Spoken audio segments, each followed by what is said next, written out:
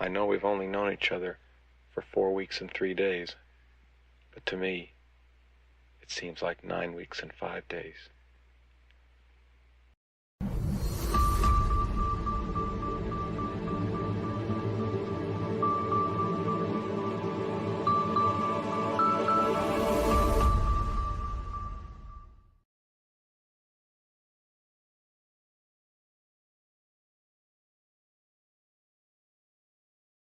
All my garden enthusiasts and passionate plant people. Welcome to the Sunday edition of the Let's Get Growing show right here on the Urban Gardener channel.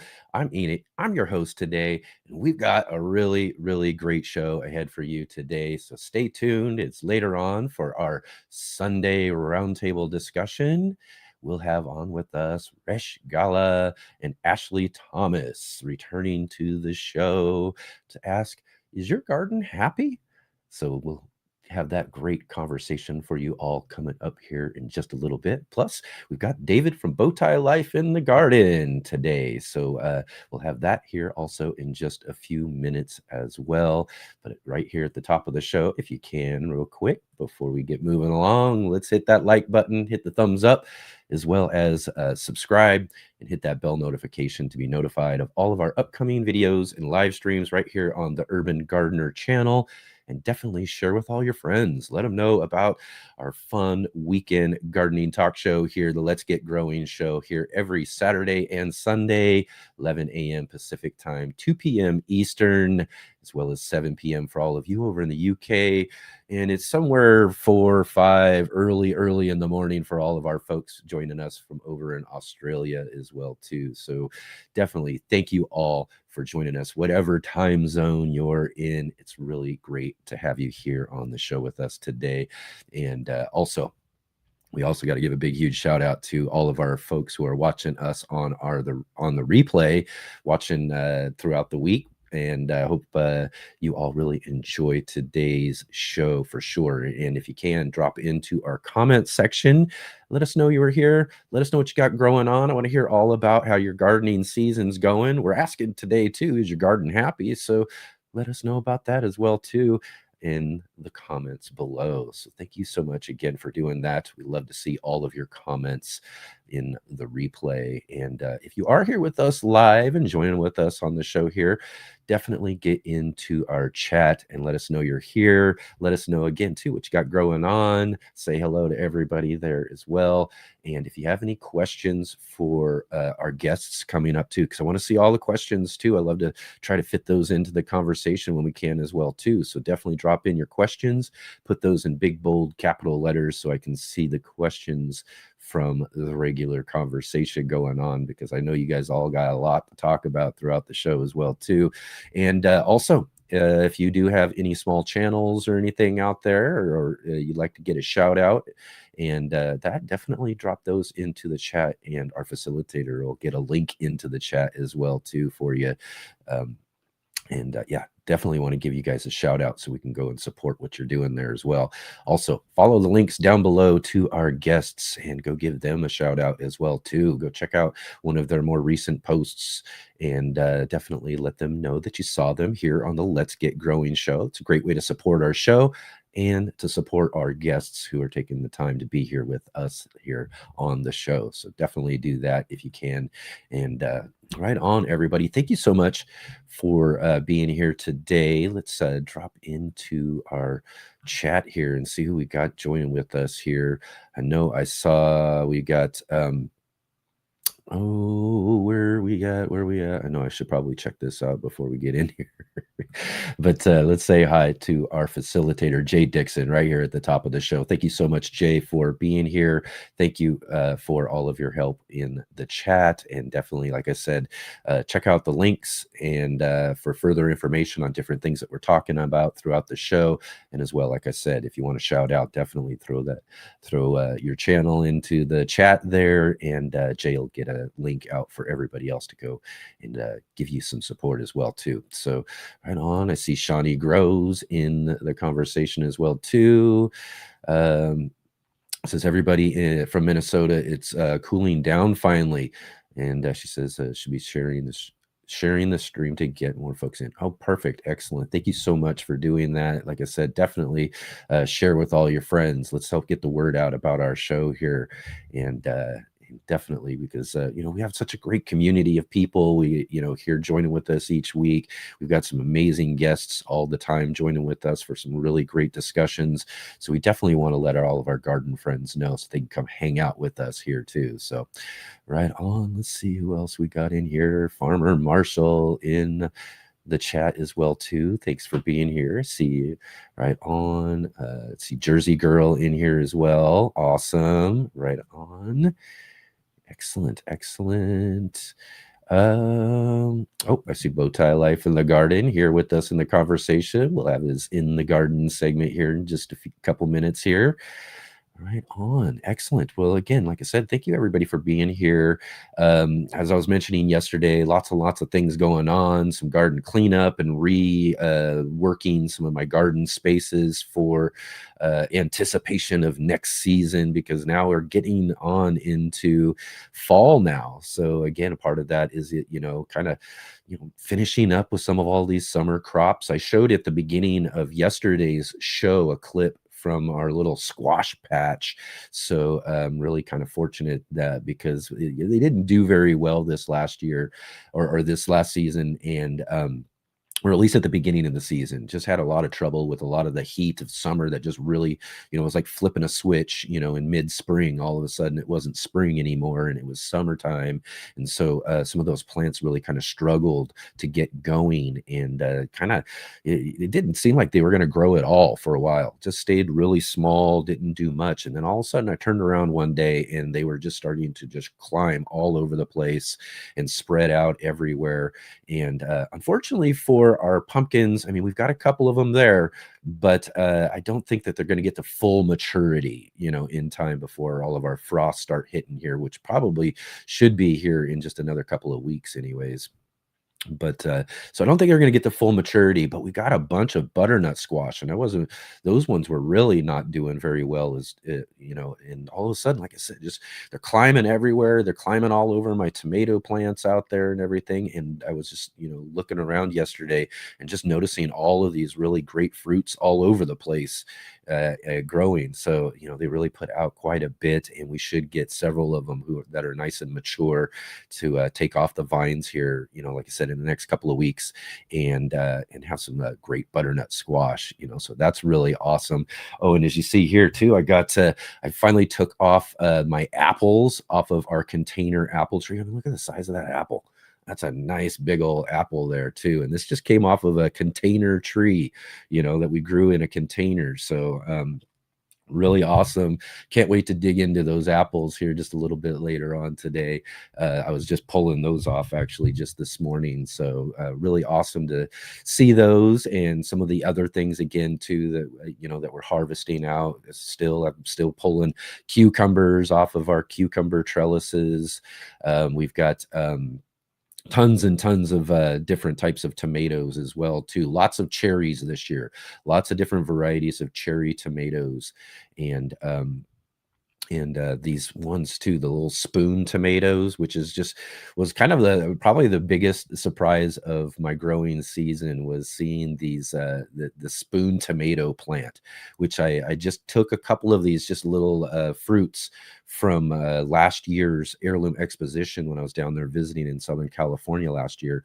And so I just took a couple of little fruits home with me, and kind of squished them and spread them out on a paper towel, and then grew them out this last year. And from such a small little tiny tomato, it is really amazing to see the size and the spread of these tomato plants. I mean, it's just humongous and just growing all over, stretching all out, all around the space and behind some of these trellises I have in the alleyway garden.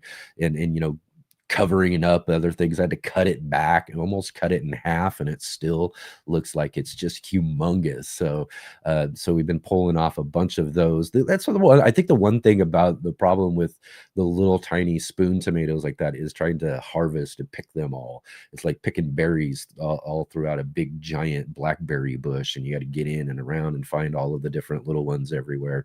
But got a bunch of those, and they are really, really tasty little tomatoes too. They're perfect in the salad. You don't have to cut them up or anything. You just got to spread them right around in there, and they're perfect to go. So again, lots of those things, really great, great things coming out again too, as a lot of this year's garden too. I didn't really put too much, expectations in what I would normally do in my garden each year. We didn't grow several things that I was usually grow in the gardens, but we still ended up with a bunch of really great stuff. Our beans, tons and tons of beans coming off of the bean plants on the back patio and everything. I'm getting ready to pull those out so we can make way for our greens for this fall and winter.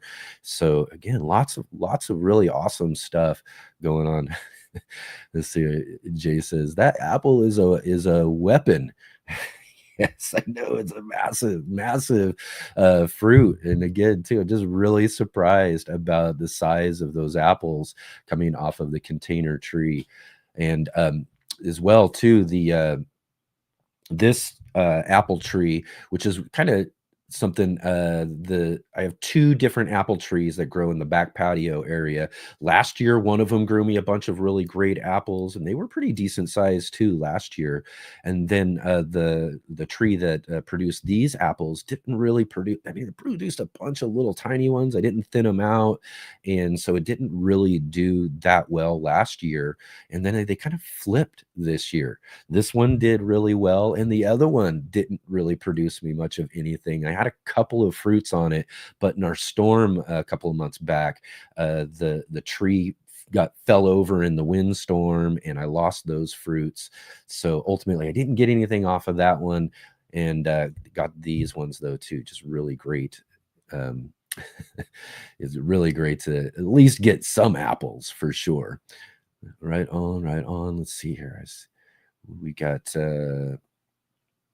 we got B Hendricks in here. Shawnee Groves sent me here. Awesome. Again, thanks again for sharing that out. Thanks again for coming out and checking out our show. And I see that we got Janet in with us as well too. Still dealing with some high temperatures. It looks like still.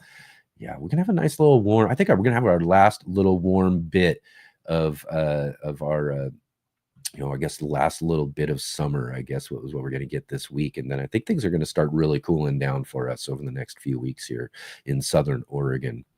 But but lots and lots still to look forward to as far as growing and gardening and all of that as well too. So right on, let's see here. Let's get moving along today. Like I said, we got our good friend David from Bowtie Life in the Garden. He's in the chat there with us, and he sent us out a really great in the garden segment for this week's In the Garden.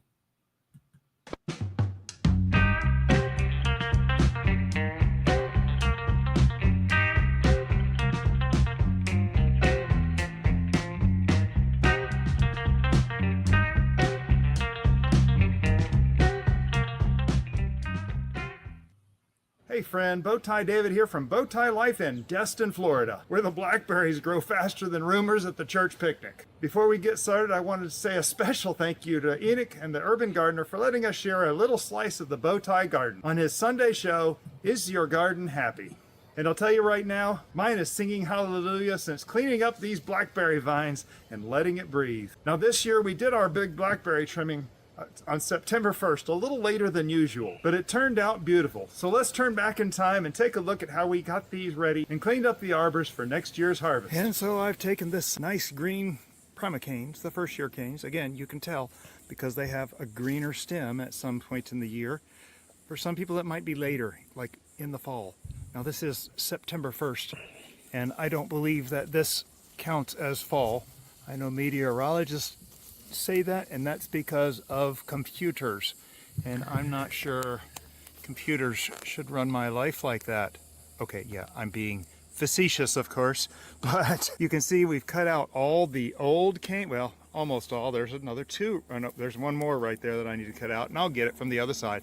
But a lot of these canes go all the way over this direction like this, over to that other trellis over there, and we're gonna work on that one next, but we gotta get all this waste out of the middle of this whole mess in here that we just literally have to get cleaned up. So this first step is simple. Take out the floricanes, the ones that already fruited, and make room for those new primocanes to shine. You'll get cleaner airflow, easier access, and a much happier plant. You know, that's one of the ways I tell if my garden's happy. It's not whether it's perfect, it's whether it's breathing. When you clear out the clutter, the plant starts to smile back. At least that's how it feels out here. And so this whole mess was all crammed off in that direction. We got this all cleared out, and now I've kind of spread it out up this trellis. I'll get a few more things spread out. This is one long piece I still need to fish up to the top, but these things are going to start growing strong for the next year. Here's another one, looks exactly the same. Goes off quite a distance in that direction, but I don't want that. I want this to go over this arch we're under right now. And I will do it. Gonna have to get around to the other side. Our Dorset Nagas are just right over there. There's our solar weed sauna and our wood pile. There's the wood pile right there. Once the old canes are gone, I start weaving and training those new green ones across the trellis. It's kind of like teaching toddlers to stand in line. They'll resist, flop around, and test your patience, but by next spring, they'll reward you with armloads of berries. While we're out here getting these blackberries ready for next season, we're also just about 200 watch hours away from getting Bowtie Life fully monetized. If you've got a few minutes later, head over to one of my mini Bowtie Life playlists and let a couple of videos roll. Every view helps us cross that finish line together. Now, I do want to point out this vine right here. You'll notice there are no leaves on it. And that's because it was underneath everything, and eventually it touched the ground and started rooting, which is what they do. They touch the ground. Now, I pulled this out of the ground a little bit accidentally, a little on purpose. I knew I could feel it tug. This thing is going to start putting new buds on all along here, everywhere here, and this will be just fine for next year. And here's where blackberry vines get sneaky. Every time the tip touches the ground, it tries to start a new plant. That's great for propagation, but if you don't stay on top of it, you'll be living in a jungle. And yes, this arch trellis is clean. Well, it has all the old blackberries pulled off of it. All the new blackberries are woven into it. You can see nothing but green stalks here. Doesn't that look wonderful? So this thing is ready to take off for next year. I'll continue to weave those stalks into the arch trellis from both sides. There's actually one. See that big bamboo over there? There's one escaping up that bamboo. I might tie it to that bamboo just to see how far it goes. It's actually a pretty big one. So, yeah, I'm almost done. I got that side of the cucumber trellis done. And I think I'm gonna wait on this side of the cucumber trellis because I want the cucumbers off this plant right here. I think we can find a use for more cucumbers now that we're making the cucumber chips, folks. And if you haven't seen that video, subscribe, be sure to watch it because it's going to be a good one. Oh yeah. This is one of 3 arbors we've got this year. The southern one runs blackberries full time. The middle one shared space with cucumbers, and the third one will be ready for its own harvest next spring. And if you like seeing what's growing around here, stick around for all of Enoch's weekend live shows. They're packed with good conversation and gardening gold. And don't miss the special Let's Get Growing Halloween Hangout on October 31st. 5th annual, costumes, little shop of horrors, and maybe even a visit from Mrs. Bowtie and me. So now this blackberry vine, it actually goes and is rooted somewhere. I think it's that big one right there. But it's rooted down there. Oh no, yeah, that's it. And so it came out, and look at, it came out. Notice how the leaves up here are kind of pointing both ways. It's this one right here. It's growing up this way and going this way, but the leaves have turned around the other way because it rooted down here. And that's not a problem. All I have to do is stick this end up in the trellis and we'll be good. I'm just going to cut it probably right here. No, I'll cut it right there at the break and stick this up in the trellis. That's the beauty of these plants. They're resilient, determined, and maybe just a little stubborn. kind of like gardeners. So that's where the arbors are now, 3 tidy, trimmed, and ready for a bountiful 2026 season. Here in Florida, we prune anytime after harvest, usually late summer through fall, so those new primicames have plenty of time to grow strong before winter. If you're in a colder climate, your timing will look a little different. Maybe right after the harvest wraps up, or even midwinter, but the principle's the same. Once those berries are done, start shaping your next year's harvest. A huge thanks again to Enoch for inviting me to share this little slice of Bowtie life. You can find him at the Urban Gardener, so go check him out. And if you want more from our little corner of the gardening world, come visit us over at Bowtie Life. Watch a few videos, drop a like or a comment. I always enjoy hearing from members of the Bowtie Bunch. We're all learning and growing together. So, is my garden happy? I think so. It's messy, fruitful, and full of surprises, just how I like it. That's my answer to Enoch's question. A happy garden isn't perfect, it's personal. Your garden doesn't have to be perfect. It just has to be yours. Have a blessed day.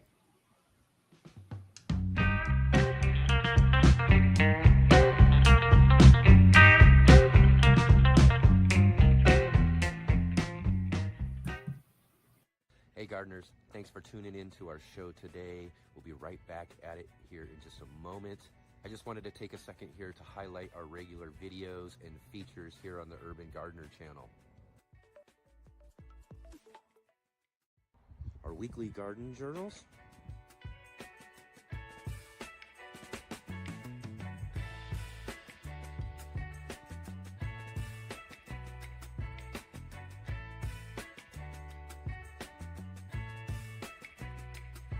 and our incredible featured visits.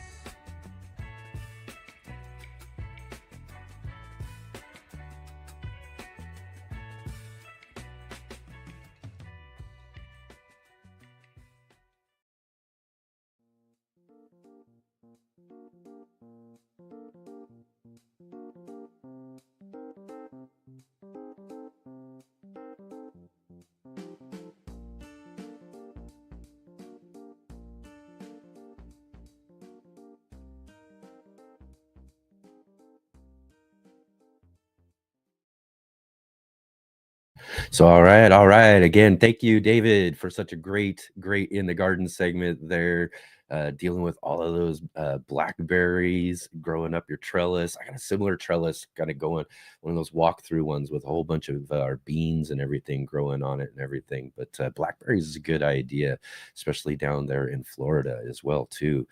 Right on, everybody. And again, thank you all for being here today. Real quick, we did mention, or you did mention there too, we do have our special Halloween hangout live stream coming up. I just wanted to mention with all of you here today, where we all kind of hang out on Halloween evening as we're handing out all the treats to the local kids and all of that, and watch the classic 1960s classic Little Shop of Horrors, the original Little Shop of Horrors.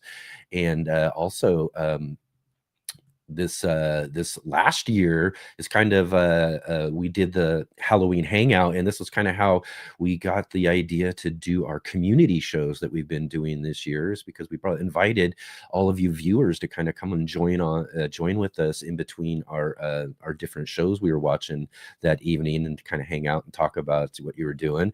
So this year we're going to continue with that same sort of thing. We're going to invite all of you on as well, too, all of you viewers, to come on and join with us, but we're going to add kind of a little fun thing we'll do a little costume contest as well, too. So you can put on your costumes, or if you got costumes on already as you're hanging out, handing out those treats and all of that, you come join with us, come show off your costume on the show, and then we'll do some little voting or something like that, and vote for the best costume or something like that.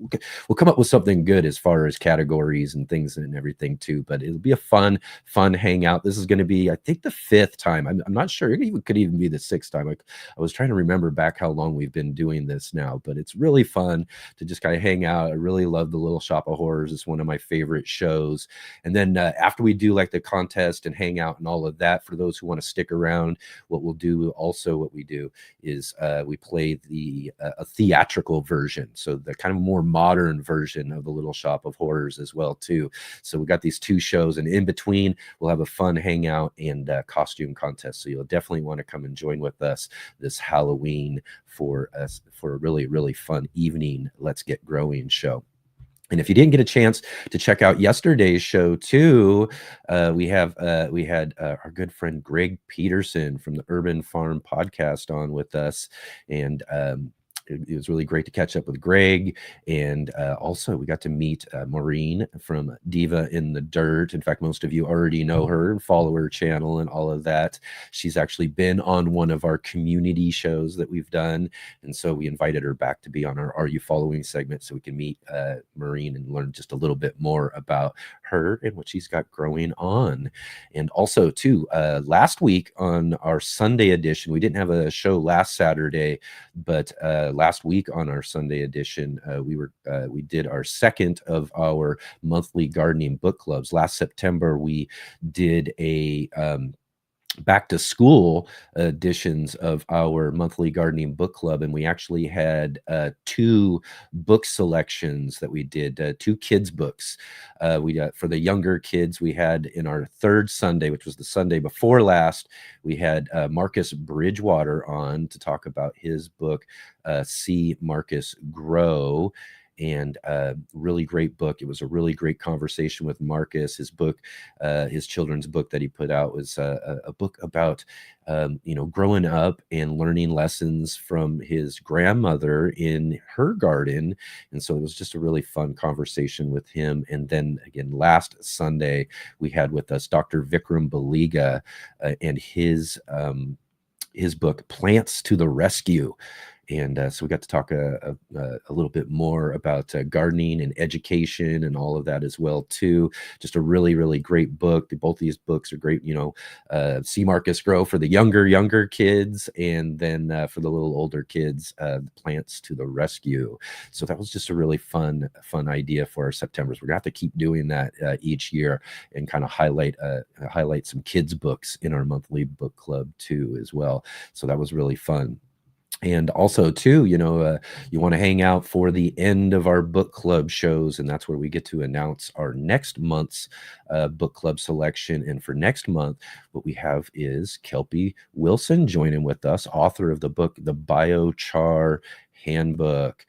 Just a really great book here. Lots for me to learn too here, because I haven't had the opportunity really to implement biochar into my garden yet. So I'm learning all about it. I'm going to figure it out, get some of that put into this next season's garden. So really great book as well too from Kelpie Wilson there, and we'll have a great conversation with her on the third Sunday of this month. And so right on. Let's see here. I want to make sure we've got everything set up. I know right now we're supposed to go into our roundtable. We can go ahead and get it started. I see we got one of our guests in here with us. I'm just waiting on our second guest, but I think, oh, there she is. We'll go ahead and get us started here with our Sunday roundtable.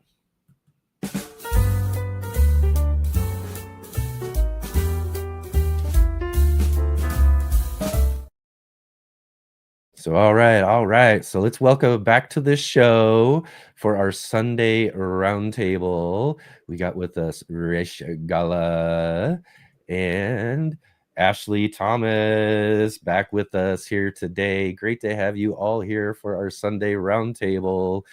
How are we doing? We're doing great. Hi, Ashlie. How are you? So good to see you again. Good to see you. Can you guys hear me? Yes, good. Trying out my new Bluetooth headphones, so technology right. is not always on my side. Right on. Well, it's great to have you both here today for our Sunday roundtable. And for today's roundtable, we're asking, is your garden happy? This is our Sunday roundtable question. And really what I was thinking about, what's going to be our topic? What's going to be our Sunday roundtable question? I was kind of thinking about moods, really. So, kind of what moods are going on and all of that as I was hanging around in their garden. And I was like, kind of thinking like, is my garden happy this year? And when I was kind of mentioning earlier too, is that I didn't really set up too many expectations for myself this year. you know, when it came to planting. I usually do a ton of different things, lots of stuff that I grow, and there's still quite a bit out there ultimately, but you know, expectations altogether, you know, I didn't really, you know, if some things made it, they didn't, or they didn't make it, you know, that sort of stuff. I wasn't going to worry about too much effort because I got a lot of projects going on. But ultimately, you know, we ended up with a lot of stuff. And I was talking about like, even like, you know, my apples on my container trees, and pulling out all these beans and cucumbers and things that are still coming out of the garden. And ultimately, I'm like, you know what? I think my garden's pretty happy, you know, with even me not really putting in as much effort as I would normally do. And it's really kind of giving back. You know what I mean? It's kind of giving back even too. So that's kind of what I was thinking, you know, moods in a sense too. So, you know, if it's not happy, what mood would you say your garden is? And so we'll kind of go along with that there today. But before we really dig into that, I'll give you guys a minute as well too, each to kind of, you know, for anybody who hasn't met you yet or seen you, kind of give you a chance to introduce yourself as well too. So we'll go ahead and get started with Ashlie. And then we'll get to you, Resh, here in just a moment as well. Excellent. So glad to be here. Thank you for inviting me. It's always a good time when I'm on here chatting with everyone. But for those of you who do not know, my name is Ashlie Thomas. I go by the Mocha Gardener on social media. I like to try to keep it consistent. So you're just going to see the Mocha Gardener on everything on social media. I am in North Carolina. To be exact, I'm in a small town. We're going to be relocating probably at the end of the year to a small town called Sedalia. It's not too far from Greensboro and Chapel Hill and Durham. It kind of sits in the middle. I've been growing since, I want to say 2018. Really got into things like heavily on social media in 2019. But yeah, I think we started out at a homestead in Graham, and it was less than an acre that we were growing on. And now we have moved onto a homestead that we're working on completing. We're going to be moving into there this winter, and that's going to be on 10.5 acres. Wow. Yeah, that's great property. So you're finally going to get to, you know, get into this place and then finally start to get things growing like you've been waiting for, huh? That's right. We'll get back to growing things. We started out in the spring doing some really cool growing, and all of our attention has gone to completing the house. We're building it ourselves. So that's a bit laborious, but it's definitely going to be meaningful, and it's definitely a work of love. Right on, right on. And how about you, Resh? Am I saying that right? I'm sorry, it's Resh. I got to get your name right. Yeah. Resh, yes. Okay, sorry. That's all right. Don't worry. So hi, everyone. For those of you who don't know me, my name is Resh Gala, and I'm an organic garden designer based out of New Jersey. And I'm in growing zone 7A for those of you who would like to know the reference. And I design edible organic gardens, which are really bespoke and beautiful, using the principles of nature, which is combining a lot of plants together, herbs, vegetables, and flowers to create beautiful edible spaces. And apart from that, on social media, you can find me at Resh Gala, which is my first and last name. And that's how I go by on all the social media channels. And I'm happy to say I'm also the author of a book called Vegetable Gardening Made Easy. Yes. And I just wanted to just say a big hello to Ashlie. We've known each other for a very long time, several years. In fact, we even talked to each other on the phone a couple of times. So I think she has helped me a great deal as well. I've learned a lot from her, and I'm so excited to be here. And thank you for having me.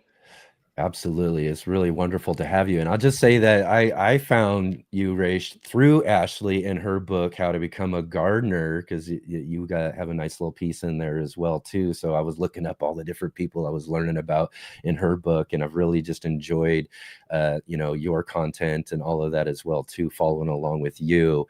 And so I've been wanting to for a while, because I tried it before last time we had you on our roundtable to get you on for with us as as well too, because I wanted to have you guys together because Listen, if you've gotten both of us together, you're probably not going to be talking before the first a I know. lot, trust me. I know. I'm looking forward to it too, and that's a great thing and fun thing about these roundtables too, is that this is for all of us to talk with each other, as well too. We're gonna, so definitely throw in some conversation with each other as well. But again, just really great to have you two together here, and really also, again, two great books that you guys have here as well too. I really enjoy those, and for everyone who is watching too, links are down right below in the description for both Ashlie and Resh, so definitely go check them out on their socials.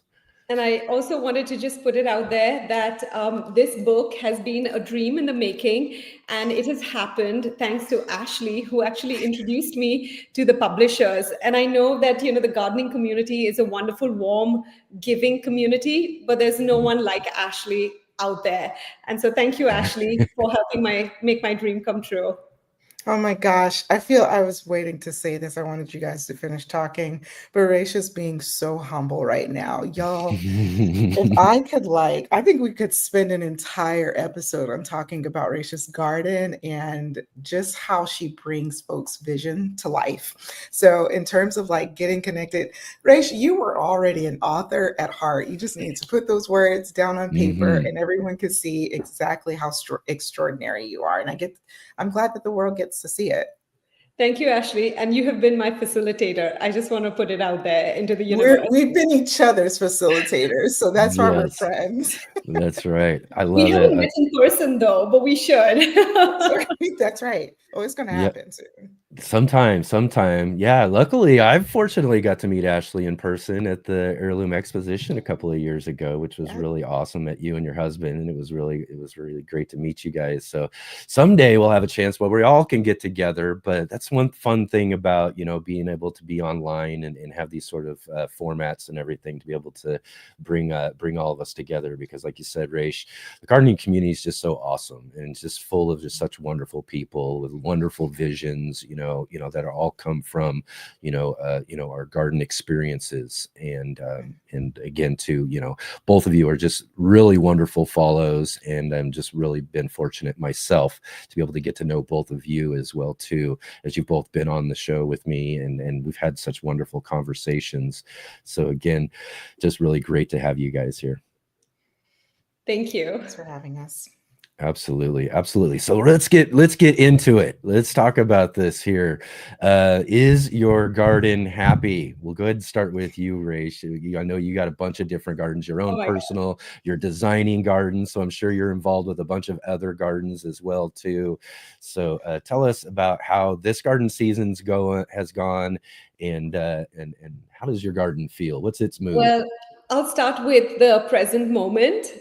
At the present moment, my garden is extremely happy. Oh, yes. And I am really happy. I think as a gardener, if you're happy and, it shows in your plants as well that you tend for them and you care for them and you show them a lot of love, I think they are happy.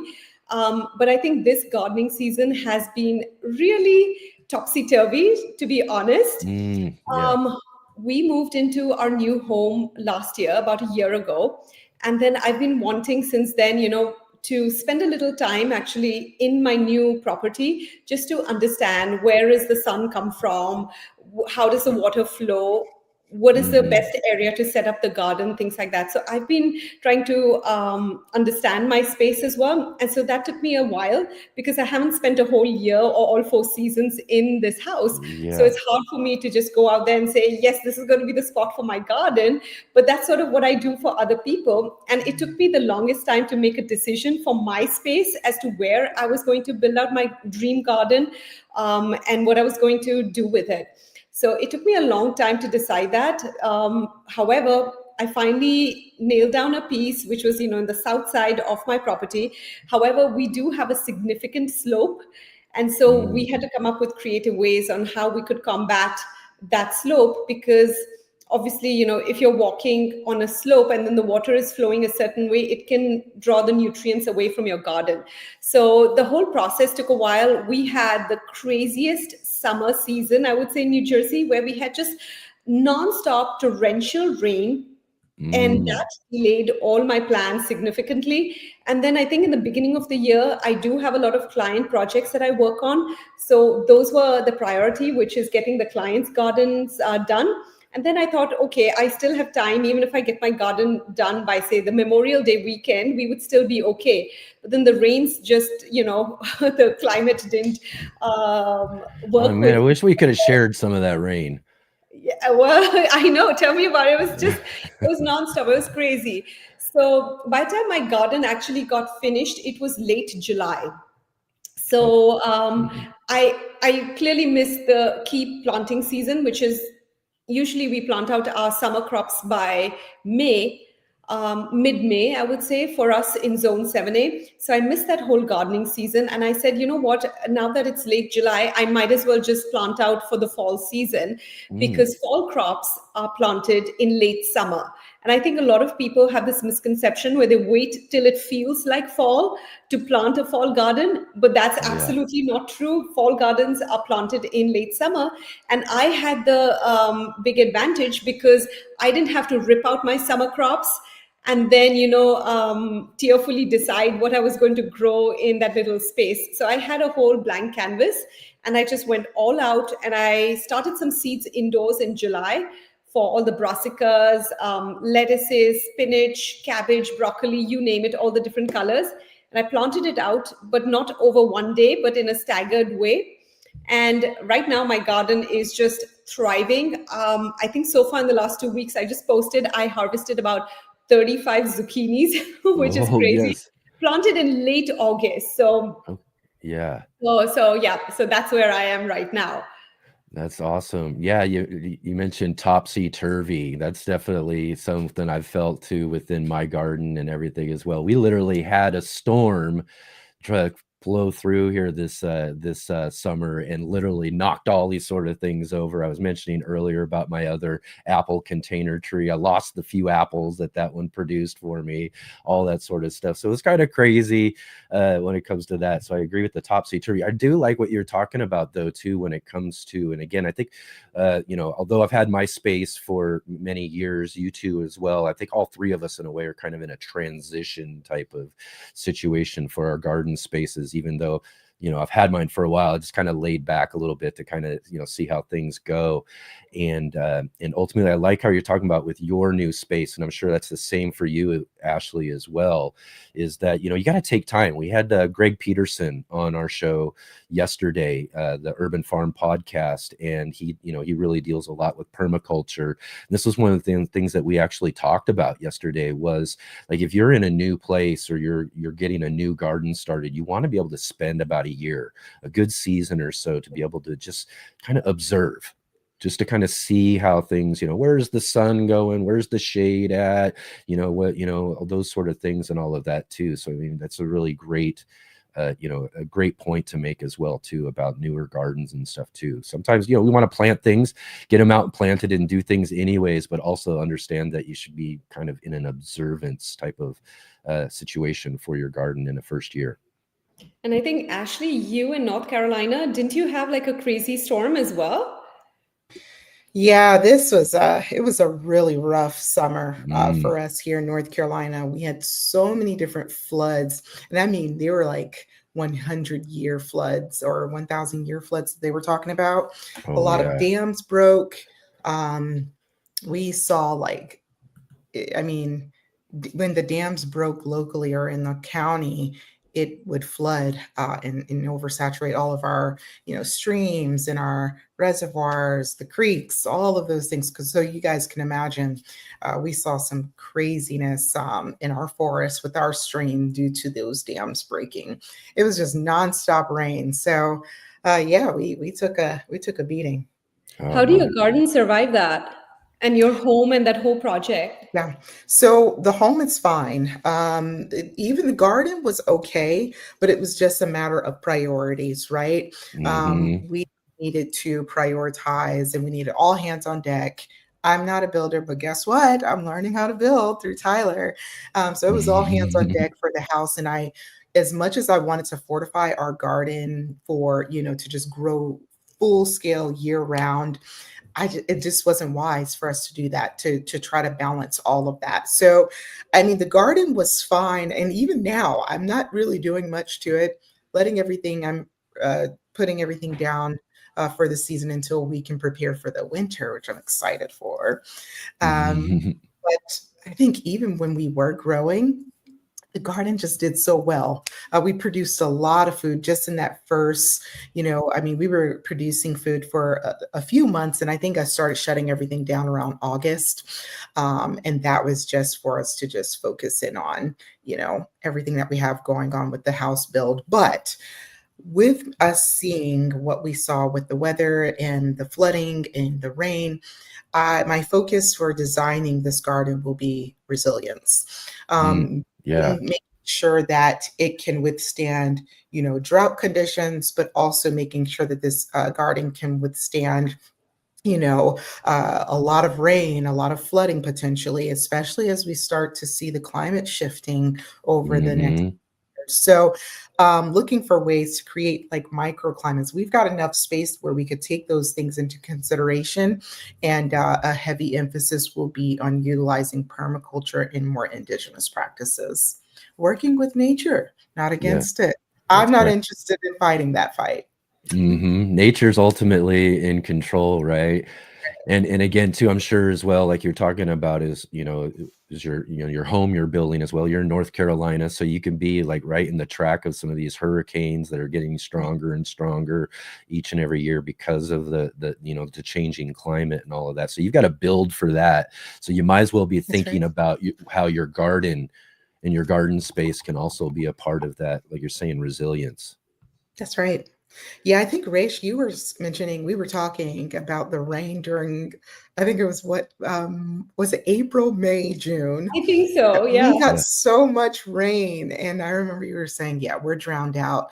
Every post I saw, it was raining so much for you. And it was the same way with us. So exactly, we have similar climates.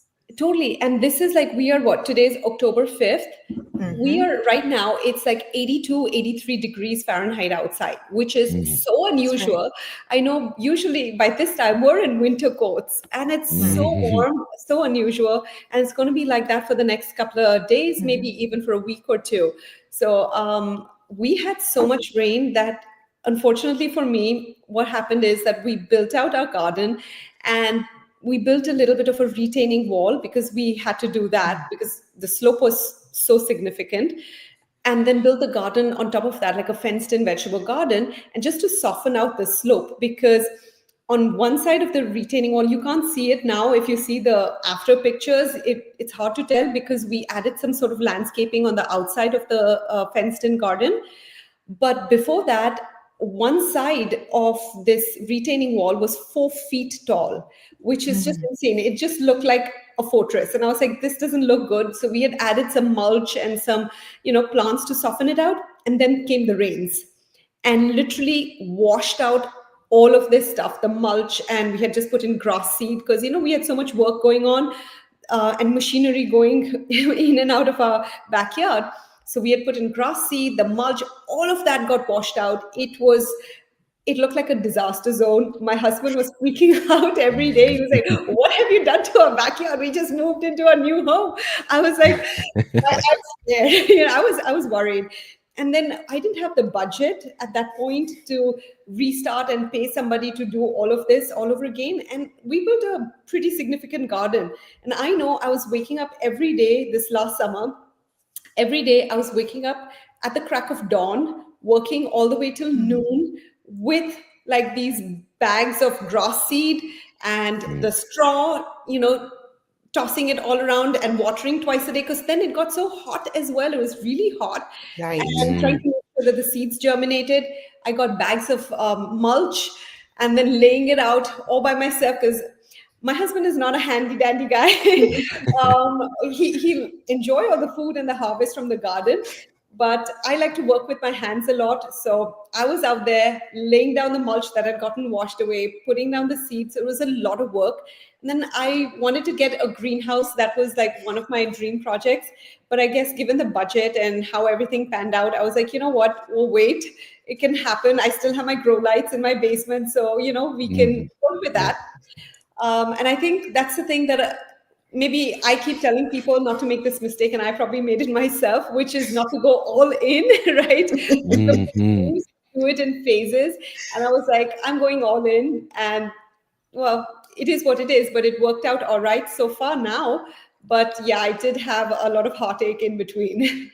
Yeah, I think a lot of us gardeners are kind of like that in a sense. It's kind of like, don't do as I say, sort of, because, or we do for ourselves, like, it's like, we'll say like, hey, get started small, do just a little bit, like you're saying, in phases, but we're the type of people who just go all in all the time, right?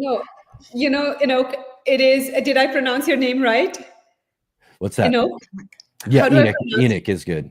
Enoch? Okay. Yeah. So, Enoch, I guess all of us are gardeners, and I think all of us three of us can 100% relate to it.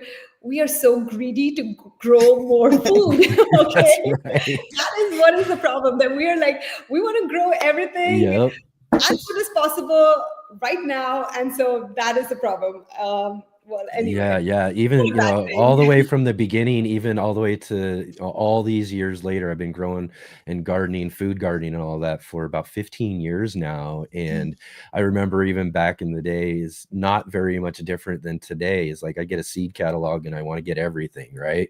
Or so I've got all these seeds and I'm growing all these sort of things and everything. But that kind of comes back to, this year though, too, is even though I was telling myself, let's not put too many expectations, let's not get out there and go crazy like we usually do every year, I still ended up with this garden that's got a whole bunch of things growing all over the place and everything anyways, because it's a little bit of this and a little bit of that, and it's like, next thing you know, here I am, I got all this stuff again, even though I didn't put those expectations on myself. Yeah, and I think nature, at the end of the day, even though all these things happen in terms of the rain and the heat and all these, setbacks that we have as gardeners as well, I think nature wants to live, and that's fundamentally, the truth. I think a lot of people think gardening is hard. It isn't hard, because nature on its own wants to live and thrive and survive. We have to just be, like I said in the beginning, Ashlie, we have to be the facilitators. That's it. Right. Yeah, that's right. It's a great point. One thing I, especially over in our garden, a lot of folks kind of, we all romanticize, oh my God, I want all the acreage and blah, blah, blah. And it is wonderful in theory to have, but it takes so much work to get it into that prospering, prosperous space that is, growing and filled with life. I mean, you've got, for us, we had to completely develop this from scratch. It was nothing but dense forest, huge hardwoods, oaks, poplars, cedars, pines. We had different types of vegetation out there. And so we had to clear that. That takes money. It takes resources. It takes time, and it takes motivation. Yes, lots of work. But you're also thinking about, conservation. So when you're clearing all of that, you want to make sure that you're not displacing wildlife, but still able to, manage, being a steward of their homes. And so we've got an issue. Like once we cleared, we were able to see all the things. We were able to see that we've got a lot of deer. It's really beautiful, but we've got to protect. If we're going to grow food, that's basically a buffet for the deer. And I learned that, when you're going into their territory, you can't just put up some deer fencing. I mean, these deer, they're used to the Hunger Games. So they're used to the Hunger Games. So we've had to, when we go back into really designing the garden that we want, we know how to fortify this thing now. And that actually took more than one season for us to see. That took 2 seasons for us to, we have got bobcats. We've got rabbits, and it's really beautiful. But at the same time, you've got to kind of take into account, how do you, preserve the space that you're trying to grow as a gardener, but at the same time, how do you steward the environment so that you're not, disrupting ecosystems? We don't want to come in and be a detriment to these animals that called this place home before us. So it's a nice little balance that we're going to be teetering and trying to find over time. But it's been wonderful to be able to watch and observe the factors that are at play and how we can kind of put ourselves in there to also contribute to this beautiful space. Yeah, a little bit of space for you, a little bit of space for them. And, Yeah. I like what you said too, Raish, about, nature, nature's going to find its way and it's going to do things. And now it kind of made me think too about like how I ended up with a lot of the stuff in my garden I did, is I ended up with a lot of these volunteers everywhere too. So I got different tomato varieties that volunteered and popped all over the place. I ended up with some ground cherries that were volunteers. In the space where I grow my potatoes, I didn't plant potatoes this year, but some got left over. Obviously, the little ones always get left over, and I ended up with a bunch of potatoes that came from, volunteer potatoes in a sense. But again, too, nature's going to also contribute as well, just a bit too. Yeah. And so talking about ground cherries, I had so many volunteer ground cherry plants because, Oh gosh, those seeds are tiny. And if you don't harvest the fruit, because ground cherries, essentially the way you eat them is when that fruit falls to the ground, then you pick them up and they're ripe and they're sweet and you harvest. But if they kind of compost into the soil, well, you have the seeds there. And then the next year you have like 1,000 ground cherry plants, which not necessarily is a bad thing because I love my ground cherries. So we made a lot of ground cherry jam this year. Oh, yes. But, the thing is that apart from here in my backyard, up until last year, I had a really small garden. And I was gardening in my townhouse backyard on just 84 square feet of space, which is insanely small, but producing so much food because, like Ashlie, you said the same thing, that you work with nature, you grow, with these different strategies of, utilizing vertical spaces as well as trailing plants, things like that. And you combine a lot of, medicinal herbs for pest control, flowers to attract the pollinators and ladybugs that'll eat the aphids. And you think that way, and you create an ecosystem that really thrives. So I had a really small space, growing a lot of food. And at the same time, I was also gardening at this community garden, an allotment garden at Duke Farms, which is a nonprofit, one of the largest, I would say, allotment style community gardens in North America. Oh, nice. It's phenomenal. If you ever want to check it out, it's Duke Farms. And out there this past year, because I moved, I didn't have the time to go and tend to my garden that I had at the Duke Farms. I kid you not, I just watered it 3 times this year. 3 times, that's it, the entire year. And yet things were thriving. Every time I'd go back, there was stuff that was growing. I had herbs like thyme and oregano that were like amazingly happy. The lavender was the best lavender harvest I've ever had. And not to mention, just I would say last month, I harvested about 11 pumpkins from that patch after watering just 3 times. So if you have some good soil and we had, of course, the bounty of Mother Nature where we had a lot of rain and so the soil was probably damp, or there were, there was like water obviously underneath the soil level as well, right? And that the roots could access to. Things worked out in the end. So I think a lot of people, they tend to give up very easily if things don't look pretty and perfect. But underneath it all, nature is still trying to survive, and we have to just give it a chance. Yeah, absolutely. Yeah. And real quick too here, before we get too far away, I know these conversations just get going. They're so wonderful and everything, but I did want to give Ashlie a chance to answer our question for today.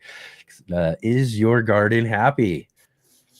My garden, so interestingly, I told you I kind of took my hands off of it in August. I went out there today, and Resh, you are spot on. And we talk about this as gardeners, like, if you take care of your space from the foundation, you take care of the soil, it will take care of you. Yeah. And while I have not done anything to that space, the soil looks gorgeous. What we did was we came in with wood chips that we mulched from the trees that we felled when we cleared the property, and we brought in a few more like mulch and wood chips from kind of around our neighborhood, folks that were, felling trees. And I use that as kind of the mulching to kind of, help to amend. We brought in compost at the beginning of the season, topped it off with some mulch. And now I'm looking at everything and the soil looks gorgeous. I mean, we've got nice dark soil, and the things that I left there are just producing like out of this world. Went to check some snake beans that I'm going to be harvesting today. I've got some amaranth that I was also growing that's ready to harvest. And these are really just things that, my focus was to just focus on the foundation so that once we're coming in and we're ready to design, we have a good base to start with. And it's already showing that it's happy. So I'm very thankful for that our soil is being taken care of, and to show for that our plants. Oh my gosh, we've got basil that is growing out of control right now.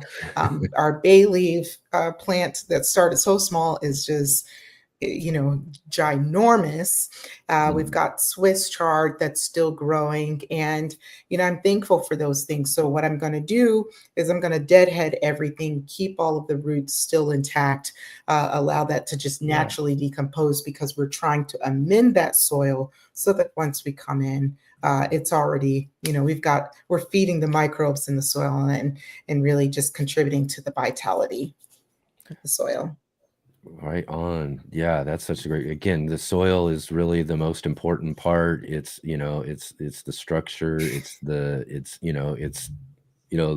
lifeblood of our garden in a sense, so it's really important to be able to put a huge emphasis, especially again too, as you're talking about observing our garden space over this first year too. One of those things in that first year too is really implementing some soil strategies to really build up our soil and make sure that it's going to be perfect as we move forward in those next seasons, right? Absolutely. That's right. Yeah. Soil is like you said, soil is everything. And I learned it the hard way, because when I started gardening, I'm like a self-taught gardener, and I learned from making mistakes. And I think that's the best way to learn, if you ask me. The first year, I didn't know anything about gardening, grew in a small little pot 2 tomato plants, completely failed growing anything at all, because I didn't even transplant the tomato plants out of that little pot into a larger pot, had it on my shaded patio, didn't grow anything. And then the next year I hired a landscaper to make 4 small raised beds for me, 2 feet by 3 feet. And he just put in the worst construction quality. I mean, like literally the worst soil ever. Must have picked it up from a construction site. It had like stones, and it was gray, and just, it didn't look black and rich like what I know my good soil looks like now. And nothing grew. And all the pests in the world came in to, munch on my plants. And I think that's why now I can recognize any pest out there, because I was like, what is that? What is happening? But I think everywhere that I did my research, I read a lot of books on gardening. And of course, we have the wonderful YouTube University as well. Teach us, right? So I just, learned a lot. And everywhere people just said one thing: composting. Right. I was like, where do I buy compost from? And I just needed it for my little garden space, right? I didn't need compost in bulk from those soil yards. So as a beginner gardener with a small backyard, I was like, where do I buy compost? I went to Home Depot and Lowe's, and nobody sells compost. They only sell bagged potting soil. I'm like, but it says potting soil, it doesn't say compost. So then I got myself a composter on Amazon for $99, the Yimby black tumbling style composter. Yeah. And then I got myself a compost starter and a compost pail to keep in my kitchen sink. And I started composting basically. And that was the beginning of my gardening journey, the good gardening journey. Yes. Where literally adding that compost the first time, changing out and putting in this good soil and adding compost, it was night and day. Literally, things started growing. The pests were fewer and fewer, because I think the plants were healthier, because the soil was good. That's right. So, to anybody out there, if there's one thing that you need to do, forget anything else, just composting would be my advice. That's most important. That's right. even for the environment in general, but for our gardens as gardeners, only one thing, if there's one thing that you can do, composting. That's it. Yes, That's it. and learn how to do it too. Yeah. Because composting, once you get it down packed, you understand kind of the Yeah. ratios. But that is the first thing we did, because composting takes time as Yeah. well. But I've Mhm. got 4 different compost piles, large piles around the property where we'll be growing, because that's literally the nourishment that all of our plants need. So Yeah. yes, Mhm. right on, Resh. Absolutely. And, just a tip for your listeners out there today, even if they don't know how to do composting with kitchen scraps and all those ratios of browns and greens, Mhm. right now we're in October, it's fall, and especially if Yep. you're on the East Coast or anywhere where you had dry leaves, just collect those dry leaves. Those Yes. are like, that's gold. Put it in a Mhm. garbage bag, even stuff it in, poke a few holes, wet it, and just let it sit. Like, forget about it, let it sit there Yeah. for a year or two, and it turns into leaf mold or leaf compost, which is literally amazing for your soil. And even the earthworms and the soil microbes, they love that stuff, and they break it down further. So if not Yeah. anything else, get those dry leaves, or lay them on your soil on top as mulch, like Ashlie was saying. It's all Mhm. the good practices, I would say. So if and nothing else, add a layer of dried leaves on top of your soil and let it sit there over winter. It'll do its thing. That's right. It's like Yeah. poetry. Love it. Yeah, yeah, I love it. Exactly. I'm also that guy in my neighborhood who's, rolling around to other folks because they'll leave the bags of leaves that they're Yep. collecting out front for the city and everybody to go grab. And I'm always going and grabbing a bag or two, and then I'm walking back to the house with these bags, and collecting them.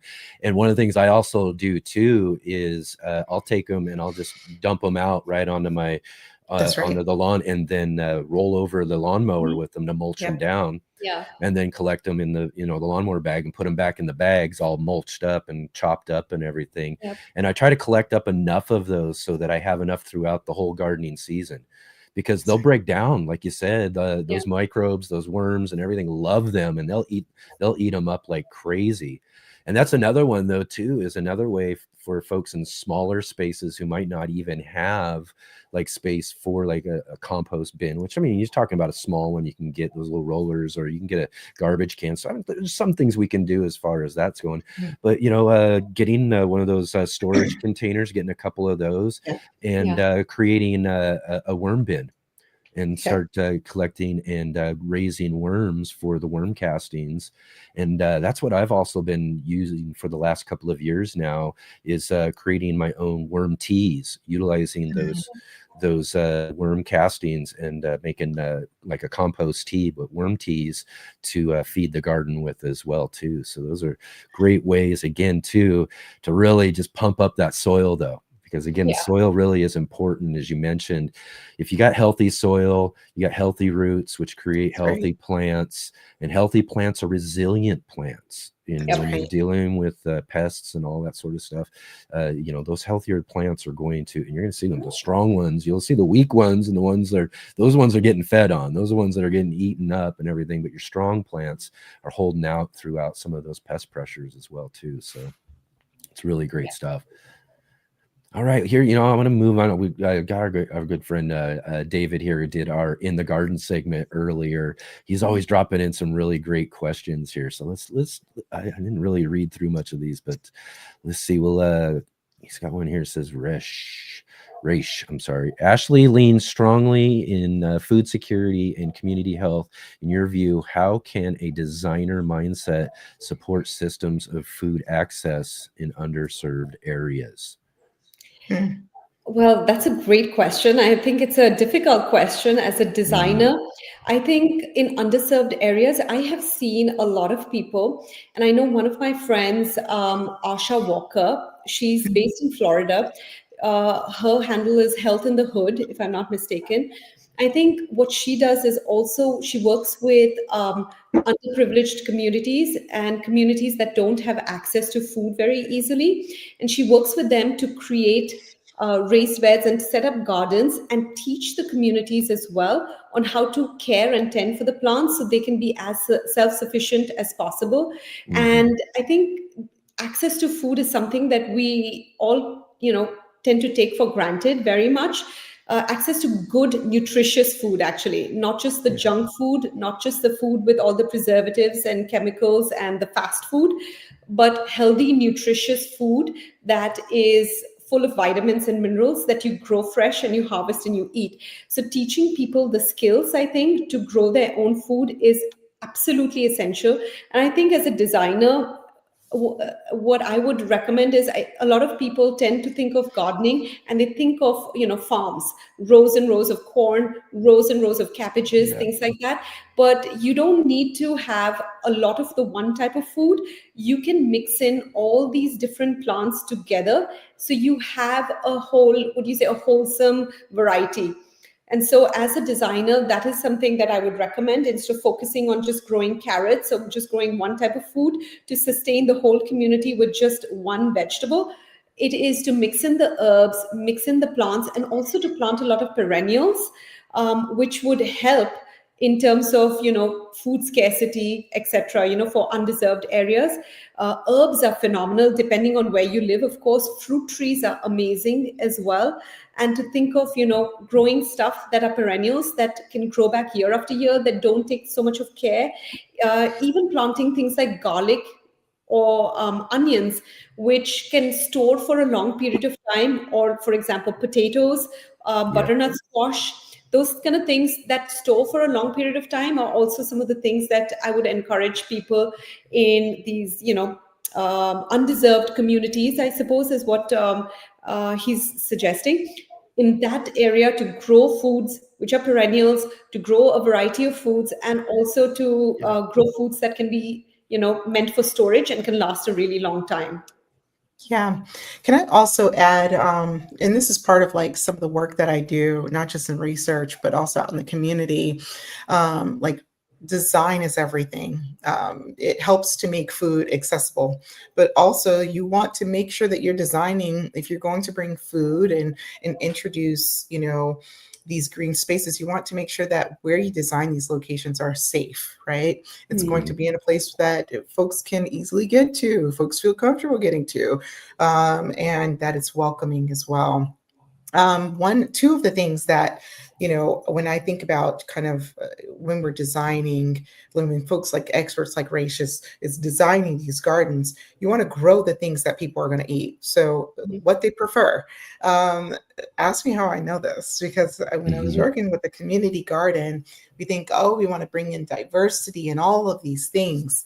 We want to bring in all the kohlrabi. We want to bring in all the Swiss chard. And I saw a whole dialogue in the chat regarding the dissing of Swiss chard, which just made me laugh so hard.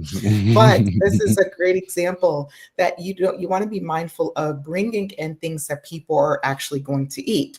And not only things that folks are going to actually eat, but also educating them on the many ways that they can prepare that food so that that food actually gets into their belly. We don't want to contribute to the 40% food waste that is prevalent in this country already. And a good way to do so is to help people to understand how to store this food, how to store those onions safely, how to store the potatoes, how to prepare it in ways that is going to be more likely and more motivating for people to actually consume it and to consume it regularly. Yeah.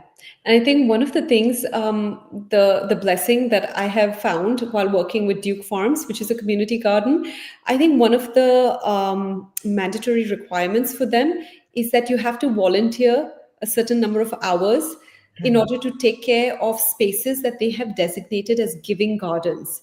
So a lot of these community gardens have these spaces called giving gardens, where you grow food just to be able to donate it to food pantries, food banks, charities, and people in need. Because times when we think about it, most people we tend to have these food drives, and people just have a list of all the perishable non-perishable items, right? Like your cereals and your canned goods that people are donating to these food pantries. However, fresh food is also super important, and I think community gardens play a huge and very important role in bringing that access to the local communities as well. So developing those type of community gardens in undeserved areas is very, very hugely important, I think, in terms of, like, forget politics aside, but I think that's important for people to thrive. Yeah, definitely more and more community gardens. That's what I always say too. And I'll just throw this out there for folks as well too. You know, if you don't have community gardens that are local and accessible for you, get one started. You know, I'll recommend a book by Lamanda Joy, How to Start a Community Garden. She goes through the political process and all the sort of stuff that you need to do in your local communities in order to get these going and get other people motivated to get involved with that sort of stuff. But yeah, community gardens are really, really important. I think, you know, more and more to just create access to space where a lot of space isn't available for folks in especially underserved areas, for sure. That's right. Yeah. And let's Hey, see Enoch, here. Can Yes. I ask you? So someone asked a really good I'll question hold that's this. kind of, uh-oh. Yeah. I was going to pop one up, but you go ahead and say real quick. So someone We'll asked get a to really it. good question that I thought was kind of related to this, and I would like to kind of address it very quickly. Rob's Allotment Garden asked, why would people want to grow their own food when they can just go to a Oh, food yeah. bank and get what they want for free? And Right. so I think that sometimes we think that food banks have an abundance of food. For one, that's not correct all the time. Right. And the quality of food that folks tend to bring to food banks are, you know, things that are non-perishable. They have a higher or a longer shelf life, meaning that, you know, they're going to be, you know, either dried or they're going to be, you know, sometimes ultra processed. And I don't want to get down Yeah. into that path, but quite often it's, it lacks kind of the nutritional diversity and the nutritional density that some of our local produce and even our canned items would have. So I want to kind of get into the logistics of that even further. One of the things that we've found, kind of me working with and alongside supporting food banks here in North Carolina, is that some of the food items that are there does not align with, you know, folks, not only their preference, but also safety. There are folks that have allergies, gluten allergies, milk allergies, and they simply cannot have these things. That it just makes food unsafe for them. So I think when you have things like community gardens, those fill in the gap. They provide food sources that a food bank would not be able to either keep on hand for a long time, because you would have to have refrigeration. You've got to keep an eye on, you know, when these produce items are, you know, when they're, you know, decaying or expiring. And a lot of food banks are really understaffed anyways. So why would someone want to grow their own food? It gives them options. It gives them potentially safer options. It gives them more options than what is readily available. And oftentimes some of these options are more nutrient dense than what's available at these food banks. And I think it also empowers communities, to be honest. When you grow your own food, now you're not depending on somebody else, on a food pantry, on volunteers who run those pantries, you know, to provide you that access to the food. And I think that's hugely important, empowering the people to grow their own food so they can be self-sustaining as much as possible. It makes them feel like they are not, you know, dependent on somebody for something as basic as food. And I think that's extremely important, I think mentally as well. But I took a tour a couple of years ago of one of my local food pantries that I work with, in terms of donating food, packaging food, things like that. I volunteer my time sometimes to help them out. And I had taken a tour, and the person who gave me the tour, I was almost in tears by the end of it. She was showing me all the produce that they have. Of course, they have things like toilet paper and soap and detergent and things like that, so that, you know, people come in a respectful way. And depending on the size of your family, they would have access to those, you know, how many of each that they can take every, you know, week or every whatever month that they come in. The fresh food that I was completely shocked by, apart from, you know, the food that we were donating to them, the fresh produce from some place like Duke Farms, where people are volunteering and caring for the food to be of a certain quality. A lot of the food was coming to them, I don't want to name any names, but from these big farms where, you know, when as people, we go pumpkin picking, apple picking, and they have these farms and they have a lot of produce that they grow. The food that doesn't get eaten by even the pigs, that is a type of food that gets sent to these food banks, at least to the food bank that I had visited. I was shocked. And people are over there in a very decent, good way, trying to, sort through all that, trying to find something that's not so rotting and blemished that even the animals wouldn't eat. It just broke my heart. So I think the fact, of course, we food pantries, food banks, all these systems are hugely important for the safety and well-being of our communities that are not so well served. But at the same time, empowering people to grow their own food is even, I think that's number one, the priority. That should be the priority, to be honest. Yeah. That's right. Yeah, and also too, it's also a good way of creating connection and with Yeah. people as well. It's community Yeah. and community gardens, building community, by also growing and supplying food as well for yourself Food brings and us your together. community. Yeah, right. That's right. Food is what is the thing that brings communities together, really. Yeah. Yeah.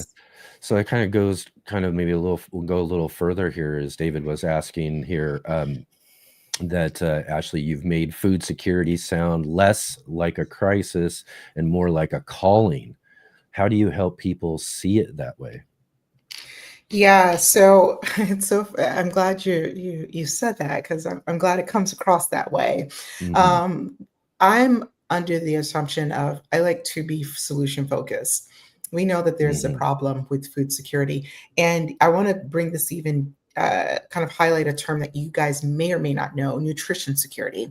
And nutrition Yeah. security is basically anyone can access food, right? You put Mhm. up a Taco Bell or a Bojangles, no offense to anyone, and anyone that supports or eats from those places, and I'm not speaking down upon them, but if you put a bunch of those types of, food places around, does that guarantee that you're going to get the nutrition? So when we're Yeah. speaking about nutrition security, that is really your ability to get access to nutrient dense food consistently in where you're able to live an active and healthy life. Yeah. So nutrition security and food security, I've made it sound like less less than a crisis and more like a calling, because nutrition security and food security impacts us all at all times, every day. Yeah. A lot of folks think is, it's the person that is not able to eat, that has experienced food insecurity. No, we are all one crisis away from experiencing severe food insecurity. And I think we've seen that in more recent years with a big Mhm. event that happened in Yeah. 2020. Right. But to kind of what I've highlighted in my book is really just this idea of nutrition security and how many of us are actually getting the proper nutrition that we need every single day, and that we're consistently getting that. And we've already seen that there are so many different factors at play that really can serve as a barrier to anyone getting that. It could be geographical factors. You could have all the money in the world, but if you are not near a food source that has nutritionally dense foods, then you Mhm. are under threat of nutrition insecurity. And so this is a calling, because I believe that everyone has a right to the foods that they need to not just survive, but to thrive, and to live active and healthy. And so to me, that is like my charge in life, because I've been in situations where I've experienced food insecurity or nutrition insecurity, and I've seen it reflected not just in my family, previously, but also in my communities and the communities that are next to me. So if Mhm. there is something that is affecting one, then I believe that is an issue that should affect all. And I have taken it upon myself to really understand how to get, all people access to, the foods that we need to thrive. Yeah, yeah, and really, and here Rob was also saying too, people would much sooner go to McDonald's than grow their own. But I think ultimately in that case, it's kind of as you're saying though, it's the mindset, and we've got to kind of Yeah, help change that mindset, by more and more folks who know and understand these issues by working with our communities and that's building right. more community gardens, and Yeah. and just putting those out in the forefront and really help change the messaging around things. And especially as you said, and I think it's such a great point, is that a nutritional mindset versus these, and understanding what these other, food points are, fast food and other things as well too, whether it's, just the stuff you find in the grocery store all over that isn't, very nutritional, and people are really, it's just so easy to go for it, and to get it, but just it's so much better for us to have a change in that mindset. That's right. And, I believe that community gardens serve as places to educate people. Hmm. We talk about it fostering community, but I'm telling you, so many folks have learned how a carrot grows or how a turnip grows. And that in itself lays the foundation for folks to understand, well, how do I eat it? I want to taste the thing that I grew. And then you've got this community aspect where you're able to learn from others. And it just brings in this it's just an intrinsic learning environment that fosters community and camaraderie and further education and morality. Yeah.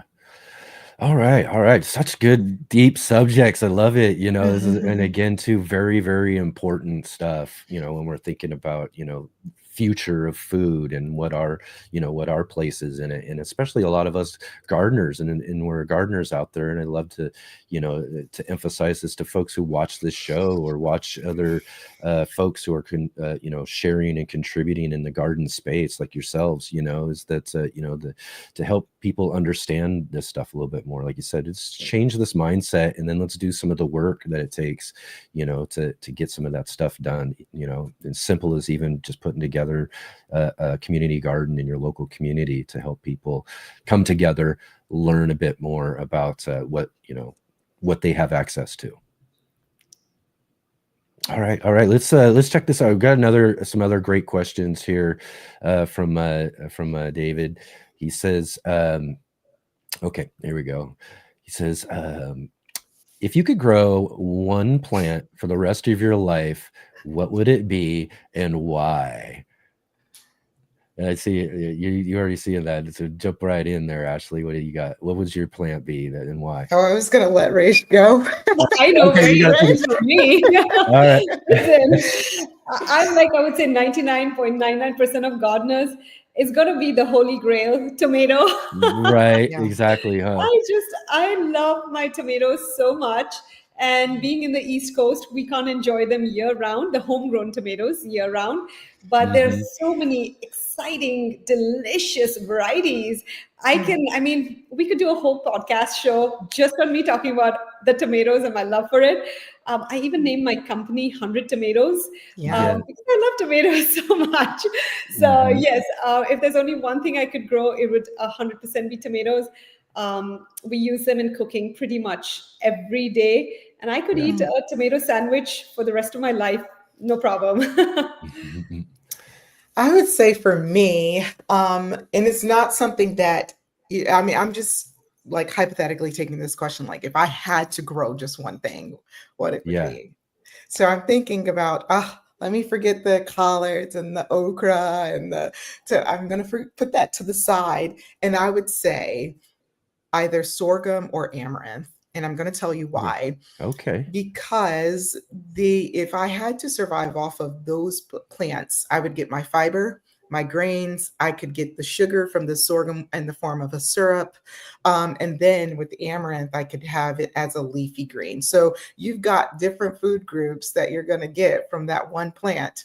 You've got, your and it's like carbs, but it's protein and it's fiber and it's got your several different micro and macronutrients all in one plant. So If I had to, I would probably be able to survive longer with those. But if I got to like just choose something that would be fun, I love an okra and I love collards, but the smartest thing would probably be sorghum or amaranth. Yeah, I love it. That's great. And a great reason why too. And for me, I just think back to my the original thing that I grew was cucumbers. That's what got me started on this whole journey of growing and all of that. So I probably go to that or possibly peppers, which is something I just love growing. I mean, I just love growing peppers. They're just one of my favorite plants and all of that. So, one of those two, either the original thing that got me started or the one that I really enjoy the most is definitely. Well, if there's a plant that I want to grow, I haven't grown yet, not a plant of fruit, it is to grow persimmons. Oh my God, I love persimmons so much. When we moved over here last year, I was like, the first thing I'm going to plant is a persimmon tree, but I haven't planted it yet. But that is on my list because, I love them. They're so delicious. And especially, I think we're coming up into persimmon season pretty soon, so can't wait. Good to know, because we're going to be planting our persimmons, a few trees. So now that I know that you like them, maybe that'll be my reason to come and drive over to you. Yes. Yeah, definitely. Right on. Let's see here. Let's try to grab one more question. He's always got these really great questions here. What was it? Okay.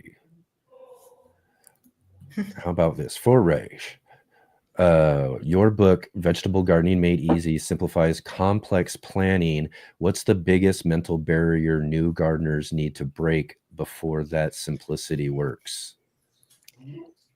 I think the biggest mental challenge that new gardeners need to break is to accept failure, to be honest. And I think a lot of people strive for perfection and they put in their time and energy hoping that this is the outcome I'm going to get. And I think, as with Mother Nature, gardening is a huge part of this, of being part of Mother Nature. Some years, some things will grow really well, and other years, something else will grow really well. You won't have a very predictable year, and you should be okay with having to accept that you can have a mindset of failure where things may not work out. And I think that's super important as a gardener. Oh, I think Ashlie dropped out here. What happened to Ashlie? Sorry, we all have technical issues here. So maybe we'll give her a chance to reload there for a minute and come back in there. Oh, there we go. Okay. All right, there we are. You're back. Sorry about that. I don't know what happened. Yeah, I don't know. I've got issues with my cameras and all that sort of stuff. So, I mean, I've already popped out once. It probably happened again here in just a little bit as well, too. I don't know what's going on with my cameras and earlier, too. And I don't know if it's still the same thing, but the audio for me wasn't meshing up right. Resh was telling me about that.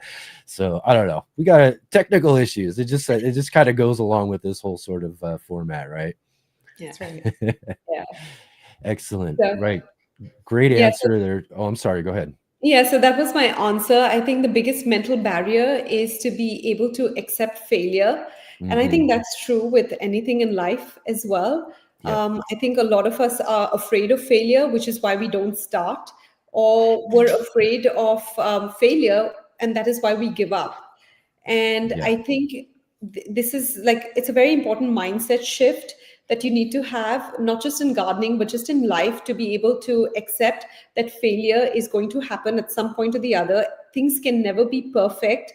Mother Nature isn't perfect. And when some things, will go well, some things may not. And while, so it's all about checks and balances, and to be able to accept that and to be okay with that. So that would be my biggest advice to beginners. The mindset shift that they should have, that is what it would be. Yeah, that's such a great point. And again, as folks are saying too, they're learning opportunities, and that's really how we learn the best, is just to kind of get started, grow some things, and then find out, those different challenges that come along with it. And sometimes the things just aren't going to grow very well, and you got to take some failures and just accept the idea of learning from them, for sure.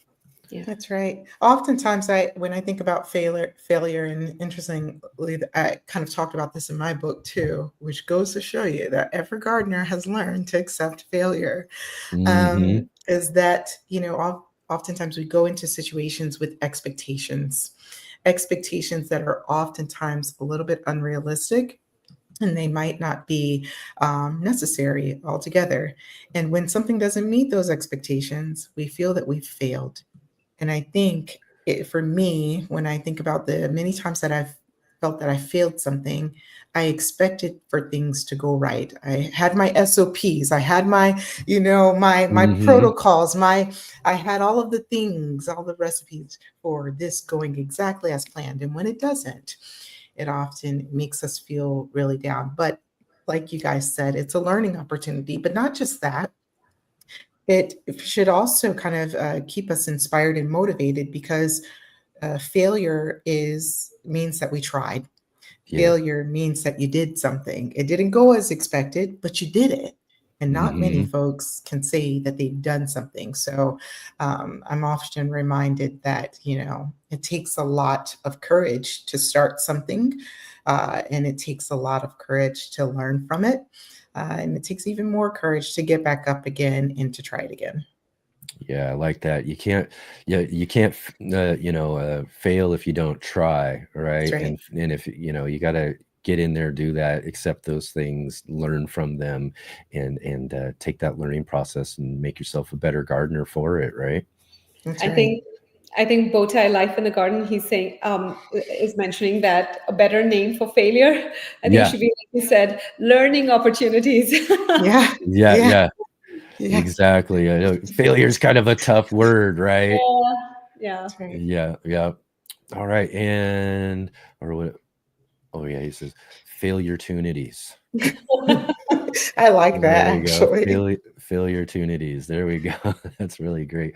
All right, let's see here too. Ashlie, your book, How to Become a Gardener, blends science, faith, and empowerment. Which of these three roots runs deepest for you right now? They're running in tandem deeply altogether. Mhm. There you go.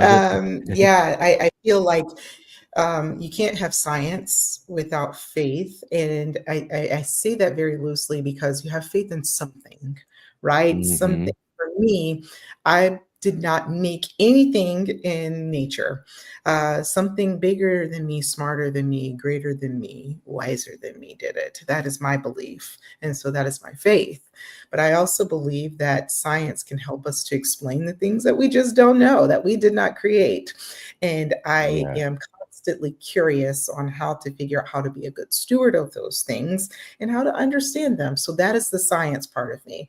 And the empowerment is that, where I feel as if I want to, learn more, understand deeply. I want to also share that knowledge so that folks can do the same. And I also learn from folks when I am sharing that knowledge as well. So, both, all of them. In science, I study my PhD, and because I want to learn things deeply, and I want to mm, be able to not just carry that knowledge, but it's no fun just keeping it in my brain. I want to practice it. And then I want to, what did they say? To each one, teach one. Um, hmm, Share that knowledge with others, guide them along the way so that they can also gain mastery of it. And I think, Raish, you do a really good job with being able to communicate this, not just in your book, but also on social media, just in a very relatable way. And I think that that is the beauty of being able to kind of, you know, uh, take what is authentic in you and being able to yeah, share that with others. That's what matters. And that's what matters now.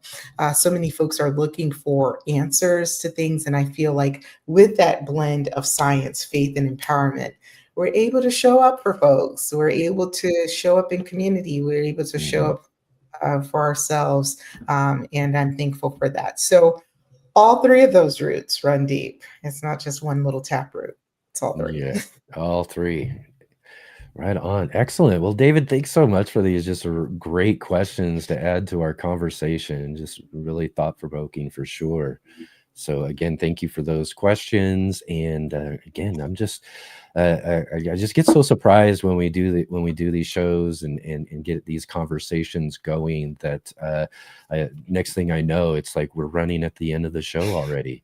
Like, where did this conversation go? It just happened. So, it's so much fun. So naturally and easily as well.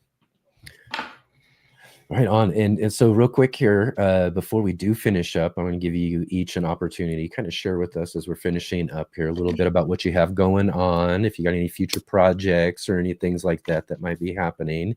And so we'll definitely, we'll start with you, Resh. You got some things going on, some projects coming up or anything that you'll be sharing with everybody?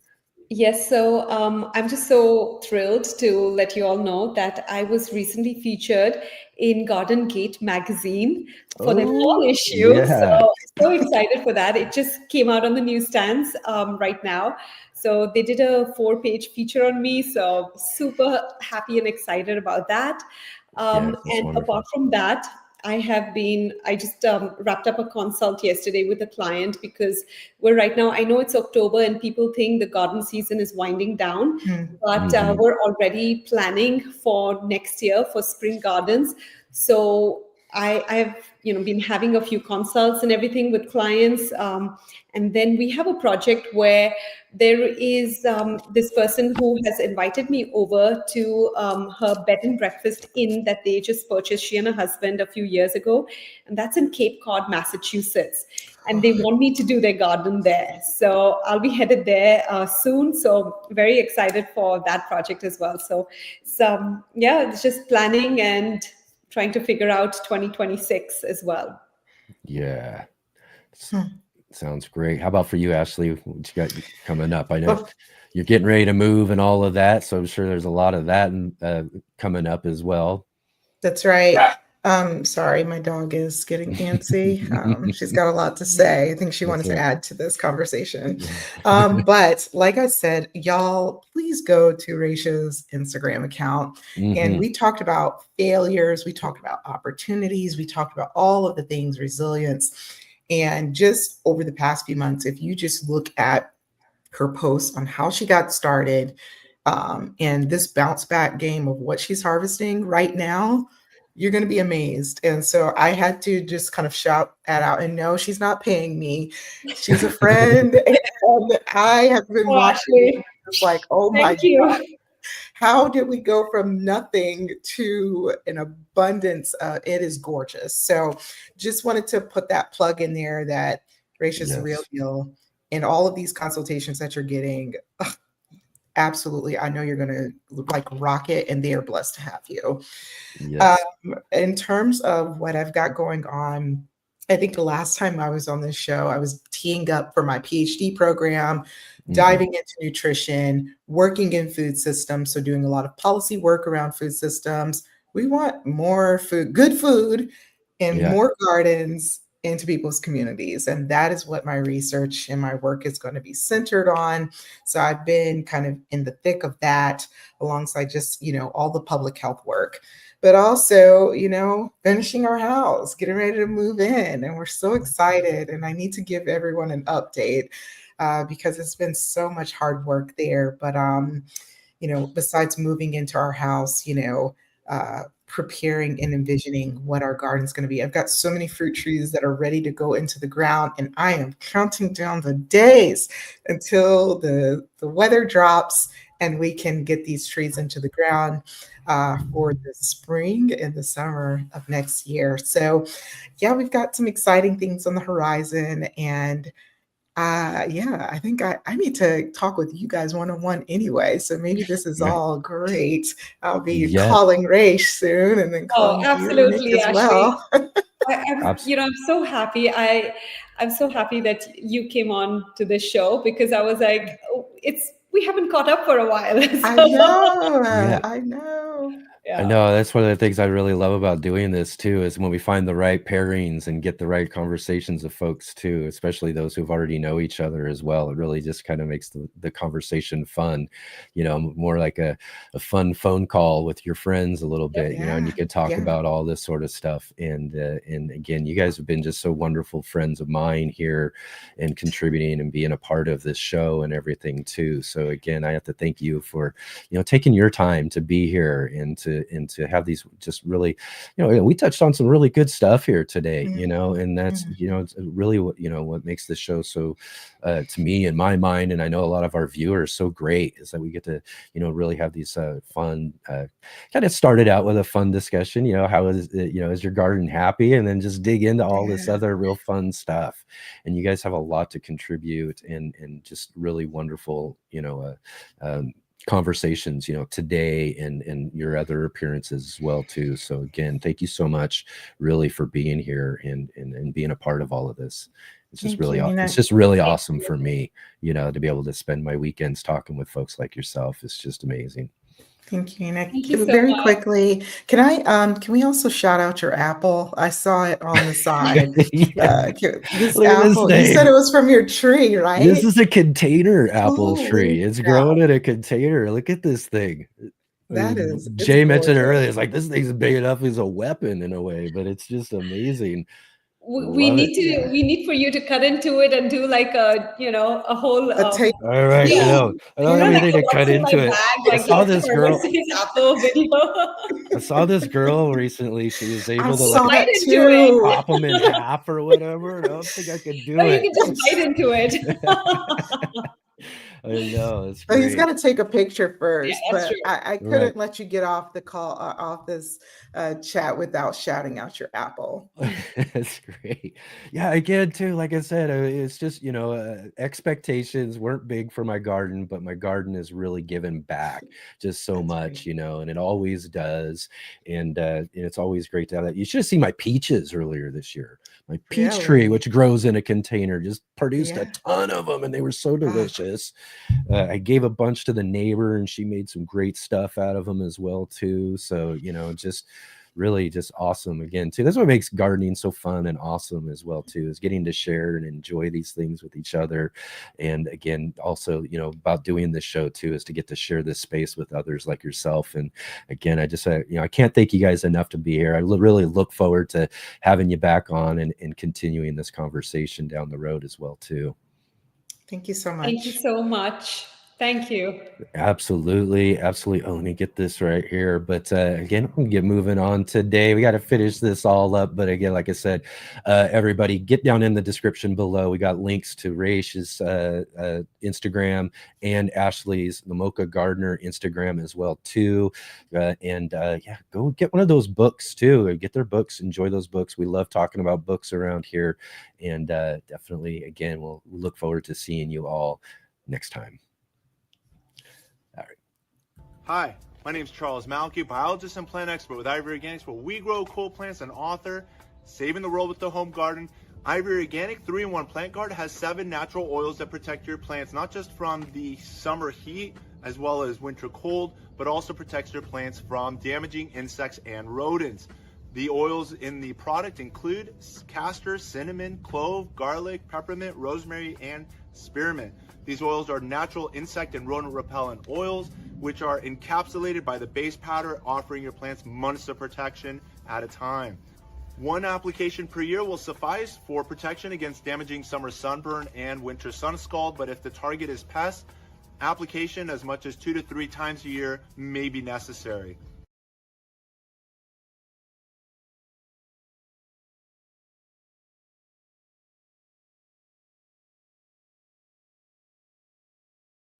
Oh, right on again, man. What a wonderful conversation. I just love these Sunday roundtables. Thanks again to Resh Gala and Ashlie Thomas for being here with us today. Like I said, definitely go down into those links below and go and check out one of their recent posts and let them know in their comments that you saw them here on the Let's Get Growing show, and show them some support for spending their time this weekend with us and talking all about just some great stuff that we had a conversation conversation about today. So again, thank you to them, and thank you all so much for being here and hanging out with us today. Just a really, really, so fun to have this great community here each and every weekend. I look forward to it so much. Look forward to seeing all of you guys in the conversation as well while we're having our conversation. So thanks everybody.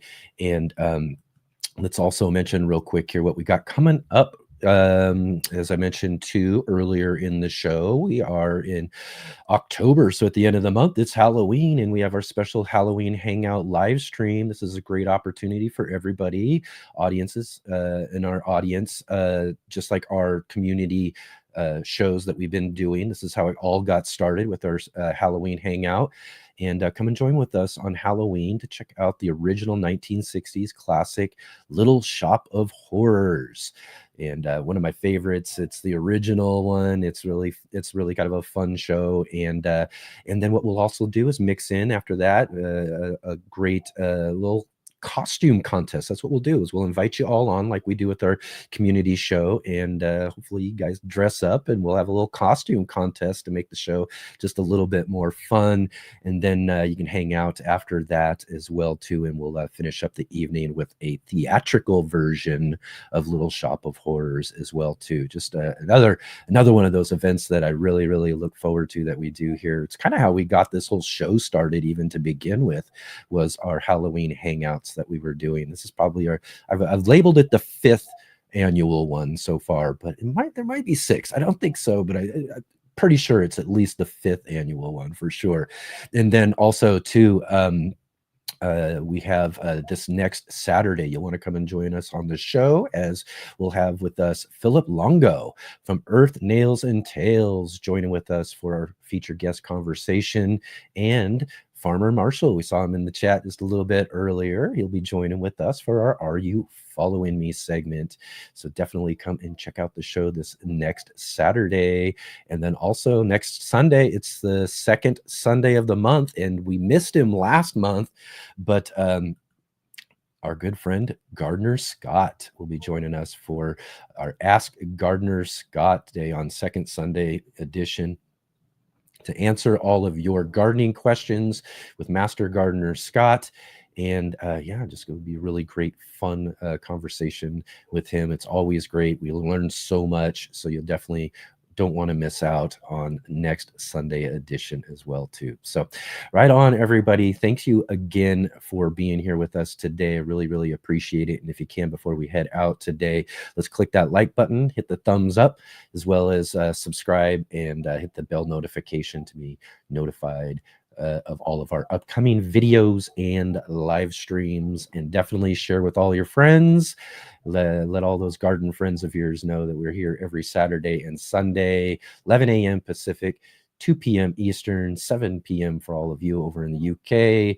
And definitely let them know, we got all these wonderful conversations, all these just really, really amazing, great guests that we have here. So definitely let them know to come and join with us on the weekends here.